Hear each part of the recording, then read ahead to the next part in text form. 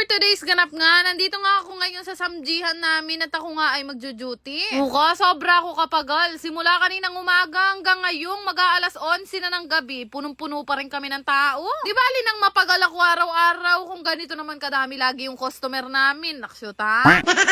Maski kasi dito sa alfresco namin, punong-puno pa rin ang tao. May mga pila pa nga dyan. At ewan ko lang, ba't ngayong araw na jumuti ako, nagmistula kaming The Boys Kids sa rami ng batang kumakanta. Diyos ko.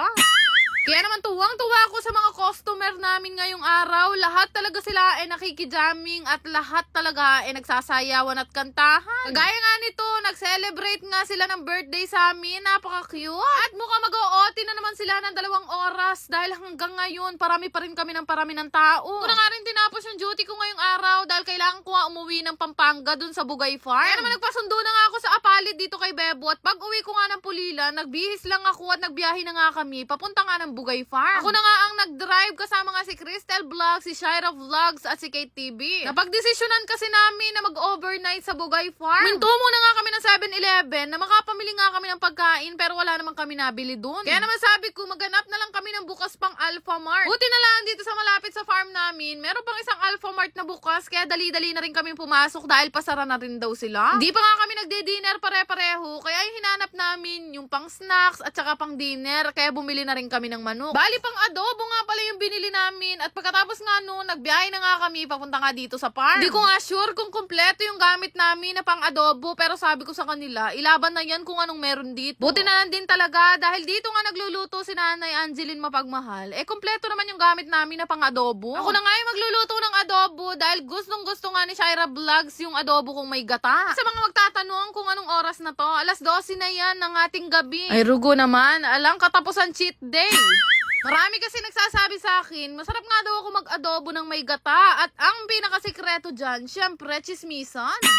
Hindi masarap ang adobo, guys. Kapag walang kasamang chismis, yan ang pinaka-main ingredients. Naksyuta?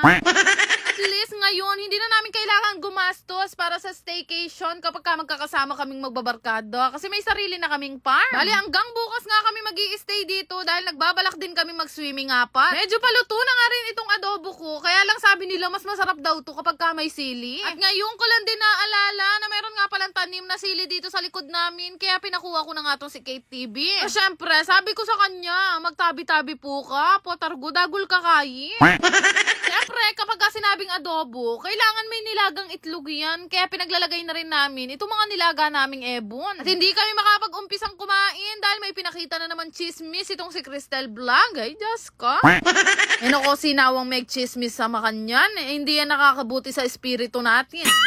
Para nga hindi magalit si Lord sa amin, sinandok ko na nga itong adobo na niluto ko. Ay, sinasabi ko sa inyo, ibang klase ako mag-adobo. Talagang level na pang-asawa na. Chares!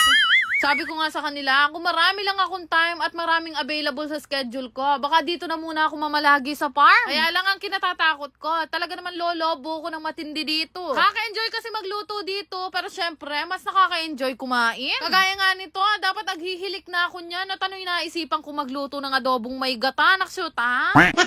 Saing nga lang kami dyan ng isang rice cooker dahil sabi ko sakto na yun sa amin, 4 lang naman kami at wala kaming kasamang mga lalaki. At kabira, kaya pala nawala bigla si Kate TV. Nandito siya sa kusina, nangungudkod ng bangi.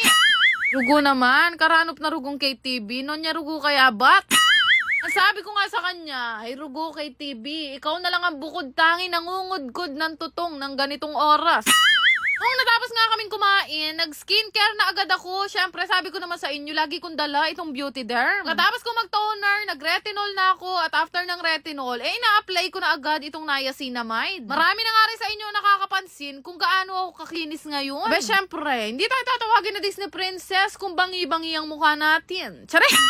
Nga sa serum na gamit ko, naka-regular set din ako at sikat nga to ngayon, lalo na sa mga celebrity. Kaya kapag nagkita tayo, titigan nyo ako ng malapitan. At malalaman nyo talaga kung bakit pinagmamalaki ko ang Beauty Derm. Yan kasi talaga ang natatanging dahilan kung bakit nawala ang mga kurikong ko sa mukha, naksyuta.